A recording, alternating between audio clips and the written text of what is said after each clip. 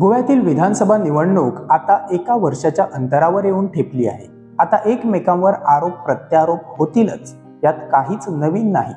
पण या सगळ्यातून जर लोकांची आणि खास करून पेडण्याच्या जनतेची दिशाभूल होत असेल तर कसं काय? पेडण्यात अभंग रिपोस्ट नंतर आता राजकीय रिपोस्ट सुरू झाले आहे। भाजपचे आमदार सध्या प्रवीण आर्लेकर पेडण्याचं नेतृत्व करत आहेत। सत्ताधारी पक्षातील बाबू आजगावकर यांनीही पेडण्यात आपलं ऑफिस सुरू केलं।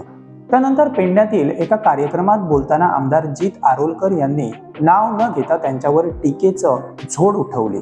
तेव्हा भाजपचे खासदार सदानंद शेठ तानावडे देखील उपस्थित होते, मात्र त्यांनी यावर मौन बाळगलं। सो आमदार हांगा असताना बाबू तुमच्याच पक्षानं आपण हांगा ऑफिस बी ओपन करता, जिता सुचेरुडोच्या पट्टा पण तुम्ही उलयना, कितें चल्ला पक्षान हे आता? रामो निरंतर हृदयी माझे आज आम्ही आल्या रिपोस्ट ना ना पण ते पक्ष राजकारण आम्हा नाही चढ आज आम्ही रिपोस्ट तुझे नाम गोड त्यामुळे आमदार पांडुरंगा ना पण अशें जेन्ना ऑफिस बी ते राजकारणूच जालें न्ही, डायरेक्ट राजकारण रसिको आपण सरळ डिक्लेअर केला 27 रावतलो। आजचा हा अभंग रिपोस्ट पळूया आम्ही रिपोस्ट या ठिकाणी आता भाजपाचाच आमदार असताना दुसरा भाजपचा नेता तिथे काम करायला सुरुवात करत असेल तर याला काय म्हणावं? पण ही परिस्थिती फक्त पेडण्यातच नाही तर संपूर्ण गोव्यात भाजपामध्ये दिसून येत आहे। मात्र आज आपण फक्त पेडण्याचा विषय घेऊया। जर तुम्ही चॅनलवर नवीन असाल तर चॅनल सबस्क्राईब करायला मात्र विसरू नका। पेडण्यात बाबू आजगावकर हे आधी आमदार होते, त्यामुळे त्यांना पुन्हा पेडण्यातून आमदार होण्याची स्वप्ने पडू लागली तर त्यात नवल वाटण्यासारखं काहीच नाही। पण बाबूंना पाठीमागून भाजपचाच पाठिंबा आहे का हा प्रश्न उपस्थित होतो, कारण ते भाजपच्या तिकिटावर दावा करत आहेत। दुसरीकडे भाजपही त्यांना उघडपणे विरोध करत नाही, कारण बाबूंची गरज कधी भाजपला भासेल हे काय सांगता येणार नाही, अशी भाजपची सध्याची परिस्थिती आहे।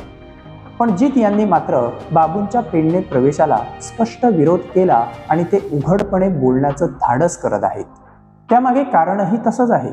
2017च्या निवडणुकीत राजेंद्र आर्लेकर यांच्या विरोधात बाबू आजगावकर यांनी निवडणूक लढविली, तेव्हा त्यांना जित यांनी पूर्ण पाठिंबा दिला होता। पण जेव्हा जित यांना पाठिंब्याची गरज होती तेव्हा बाबू भाजपमध्ये गेले। आज भाजपात बाबूपेक्षा जित यांना जास्त महत्त्व आहे ही गोष्ट वेगळ्याने कुणालाही सांगण्याची गरज नाही।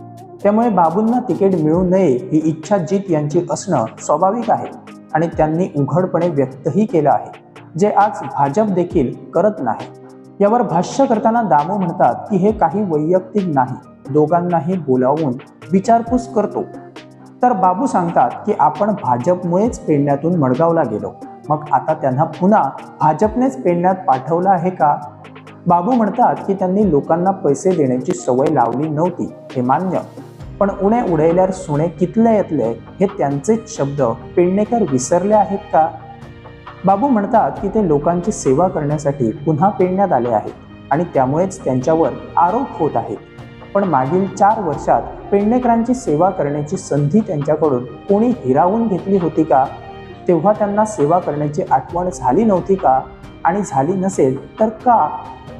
जेव्हा निवडणूक जवळ येते तेव्हा अनेक जण सेवा करण्यासाठी पुढे येतात। ही गोष्ट गोव्यात नवीन नाही, सेवा करा, त्यासाठी कुणालाही हरकत असणारच नाही। पण निवडणुकी आधी फक्त 5 वर्ष सातत्याने सेवा करून दाखवा आणि नंतर निवडणूक लढवा, मग पेडणेकर तुमच्या कामाला सलाम करतील। तुम्ही पेडण्यात काहीच केलं नाही असं म्हणता येणार नाही। विकास कामे झालीत हे मान्य आहे आणि पुन्हा निवडणूक लढवण्याचा अधिकारही तुम्हाला आहे। बाबू विरोधात कोणताही वैयक्तिक विरोध नाही, पण सत्य लपवता येणार नाही। सध्या पेडण्याच्या राजकारणाचा विचार करता प्रत्येक जण स्वतःला भाजपचा उमेदवार असल्याचं सांगत आहे। पण प्रश्न असा आहे की भाजपने पेडणेकरांना एवढं दिलं तरी काय की भाजप नाही तर काहीच नाही अशी मानसिकता निर्माण या उमेदवारांमध्ये का झाली आहे? बाबू आजगावकर यांनी काँग्रेसच्या उमेदवारीवर विजय मिळवला, मग मगोच्या उमेदवारीवरही जिंकले, मग आता भाजप शिवाय पर्याय नाही असं का वाटतंय? आणि या सगळ्यावर भाजप मात्र गप्प बसून तमाशा पाहत आहे का असा प्रश्न निर्माण होत आहे। कारण पक्षाने आपली भूमिका स्पष्ट करण्याची योग्य वेळ असताना देखील पक्ष शांत का आहे हा खरा प्रश्न आहे।